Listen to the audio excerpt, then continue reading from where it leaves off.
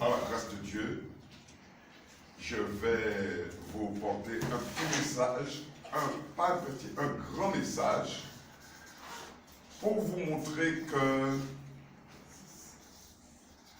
la foi, alors le titre, comme bien aimé, c'est vivre, plutôt c'est avoir une confiance totale dans la parole de Dieu. Je poursuis en même temps. Avoir une confiance totale à la parole de Dieu.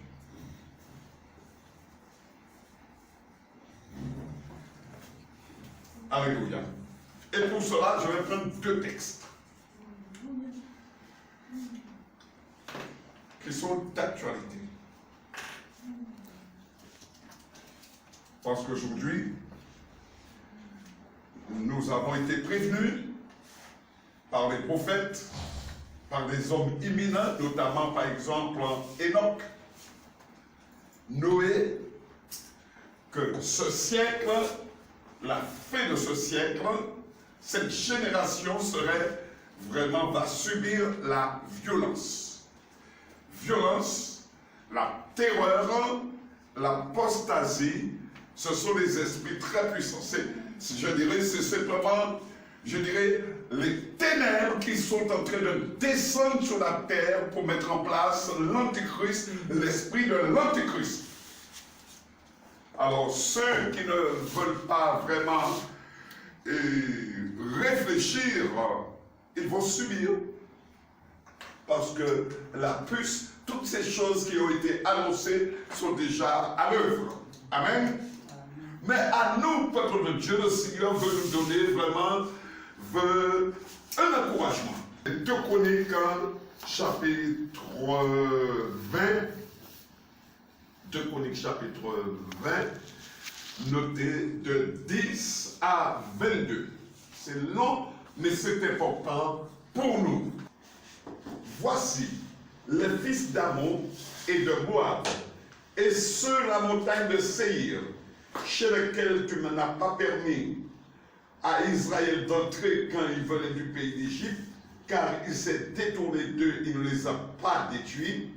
Les voici qui nous récompensent en venant nous chasser de ton héritage. Juda et Jérusalem, ne craignez point et ne vous effrayez point. Demain, sortez à leur rencontre et l'Éternel sera avec vous. Josaphat s'inclina, le roi, s'inclina le visage contre terre, et tout Juda et les habitants de Jérusalem tombèrent devant l'Éternel pour se prosterner en sa présence. Les Lévites, d'entre les fils des Kéatites et d'entre les fils des Korites, se levèrent pour célébrer d'une voix forte et haute l'Éternel, le Dieu d'Israël. Le lendemain, ça ne prend pas beaucoup de temps, le lendemain, ils se mirent en marche de grand matin pour le désert de Tekoa. À leur départ, Josaphat se présenta et dit: écoutez-moi, Juda et habitants de Jérusalem, confiez-vous en l'Éternel votre Dieu et vous serez affermis. Au moment où l'on commençait les chants et les louanges, l'Éternel plaça une embuscade contre les fils d'Ammon et de Moab et ceux de la montagne de Séhir qui étaient venus contre Juda, et ils furent battus. Amen. Chers bien-aimés, je voudrais ce matin vous parler de la confiance totale que nous devons avoir en Dieu pour pouvoir grandir. Confiance totale en Dieu. Amen. Pas dans nos conceptions, pas ce qu'on nous a dit, mais confiance totale. Alléluia. Et cette confiance totale s'appelle, mes bien-aimés, la foi. La foi. Amen. Aujourd'hui, on pourrait se poser la question: comment pouvez-vous évaluer votre foi? Amen. Est-ce que votre foi est solide ou elle est ébranlante? C'est la question qu'on pourrait se poser, chers bien-aimés. Alléluia. Mais je n'attends pas de réponse parce que je crois que cette étude va nous amener à entrer en nous-mêmes, à faire notre propre bilan pour se dire, est-ce que réellement j'ai la foi? Cet amour pour dire, Seigneur, ce combat, je ne peux pas mener ce combat-là. C'est toi, c'est à toi. Je te fais confiance. Quel que soit ce qui arrivera, mais Seigneur, c'est trop fort pour moi. Amen. Parce que nous savons très bien qu'au cours de notre existence, il y a vraiment des situations qui peuvent nous, je dirais, déstabiliser. Des situations qui nous posons des questions. Mes chers bien-aimés, je vous assure que Dieu a la réponse. Là, nous avons vu que Dieu a la réponse. La foi. Remarquez bien,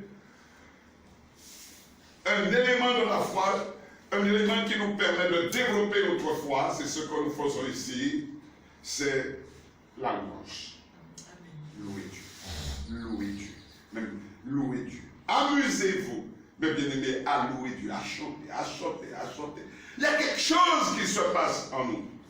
Nous allons voir encore avant de développer cet aspect de la parole de Dieu. Nous allons voir maintenant une autre histoire actuelle, réelle. Amen. C'est dans Actes chapitre 16. Actes chapitre 16. Du verset 20 à 32. Je vais lire encore aussi. Oh Dieu!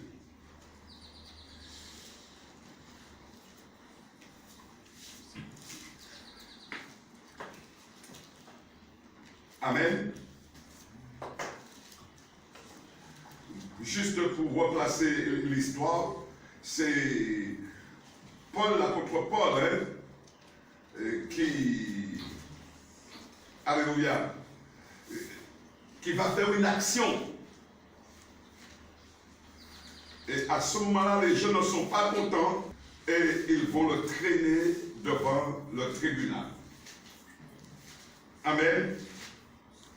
Alors, comme nous allions, verset 16, comme nous allions au lieu de prière, une servante qui avait un esprit de python et qui, en devinant, procurait un grand profit à ses maîtres, vint au-devant de nous et se mit à nous suivre. Et verset 17, Paul et nous, elle criait, ces hommes sont les serviteurs du Dieu très haut, et ils vous annoncent la voie du salut. Maintenant, verset 20, ces hommes troublent notre ville. Ce sont des Juifs qui annoncent des coutumes qu'il ne nous est permis ni de recevoir, ni de suivre à nous qui sommes Romains. Et au même instant, toutes les portes s'ouvrirent et les liens de tous les prisonniers furent rompus. Le geôlier se réveilla et lorsqu'il vit les portes de la prison ouvertes, il tira son épée et allait se tuer, pensant que les prisonniers s'étaient enfuis. Et il les fit sortir et dit, Seigneur, que faut-il que je fasse pour être sauvé? Paul et Silas répondirent, crois au Seigneur Jésus et tu seras sauvé, toi et ta famille. Amen. Chers bien-aimés, alléluia. Pratiquons ce que Dieu nous demande. Même si on ne comprend pas, même si nous ne voyons pas pour le moment, mais pratiquons la parole de Dieu. Il ne suffit pas simplement de se borner à entendre, mais mettons en pratique la parole de Dieu et nous verrons vraiment comment Dieu agit. Ça, c'est la foi, mes bien-aimés. C'est de croire vraiment que ce que je fais a une importance. Qu'est-ce que la foi? Qu'est-ce que la foi? Nous allons alors maintenant, je demande à la sœur de bien vouloir m'aider. Hébreux 11, verset 1, qui nous dit. Hébreux 11, verset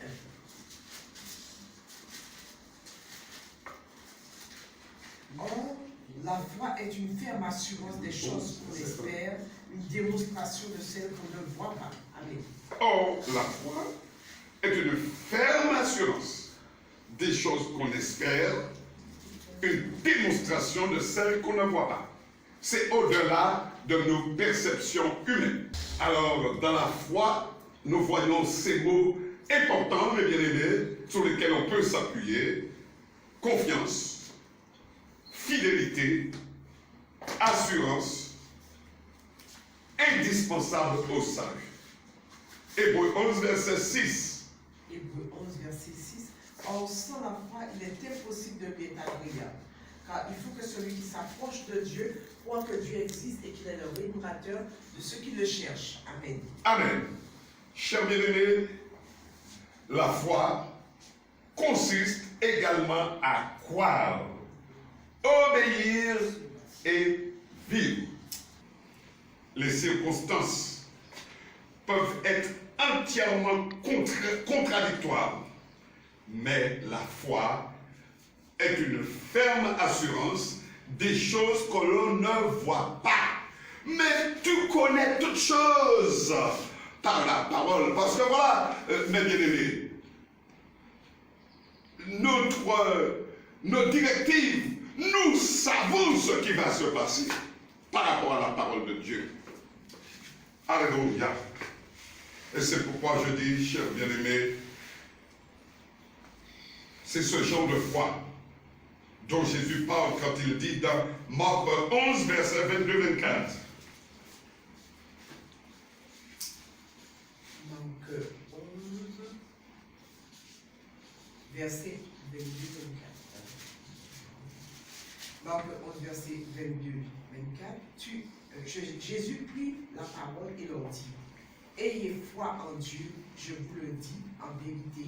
Si quelqu'un dit à cette montagne, ôte-toi de là et jette-toi dans la mer, et s'il ne doute point en son cœur, mais croit que ce qu'il dit arrive, il le verra s'accomplir. Amen. C'est pourquoi, je vous le dis, tout ce que vous demanderez en priant, croyez que vous l'avez reçu et vous le verrez s'accomplir. Amen. En priant, c'est ce genre de foi, chers bien-aimés, qui produit des résultats surnaturels. C'est ce genre de foi qui n'occupe pas devant les événements insurmontables, mais qui, au contraire, voit ce que Dieu peut faire. Et pour terminer, chers bien-aimés, alléluia, je dirais, prenez avec moi Romains 10, verset 10. Oh, Romains 10, verset 10.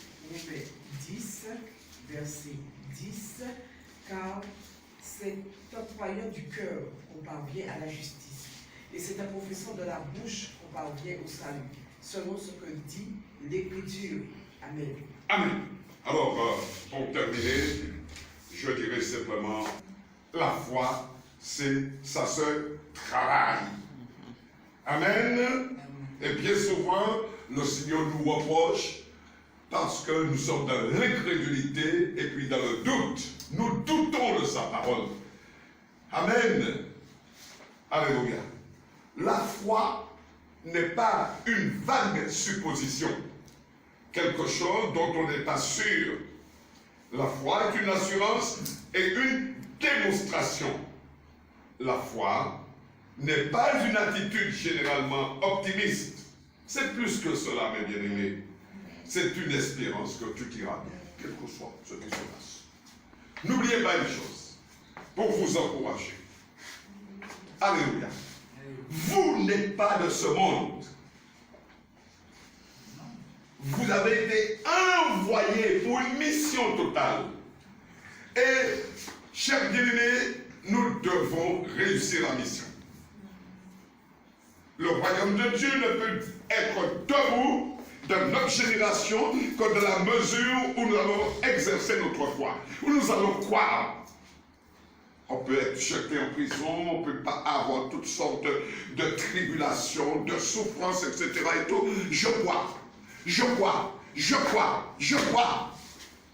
La foi, cher bien-aimé. Alléluia. La foi est une conviction absolue. Tu es pleinement convaincu concernant quelque chose dont tu es inébranlable, quelle que soit la tournure des événements autour de toi. Amen. Quelle que soit la tournure. Juste un petit passage, tu peux enregistrer, c'est pas grave. Hier soir, j'ai très mal dormi. Très mal dormi. Problème toujours de cœur.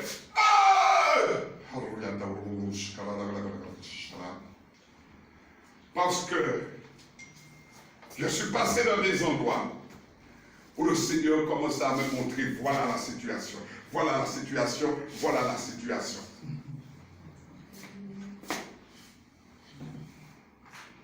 Lorsque j'ai vu ça, heureusement mon épouse a prié pour moi. Je la sentais qui priait pour moi, j'ai dit Seigneur merci, elle a compris, je ne voulais pas parler. Et puis, cher bien-aimé, j'ai dit à mon épouse une chose.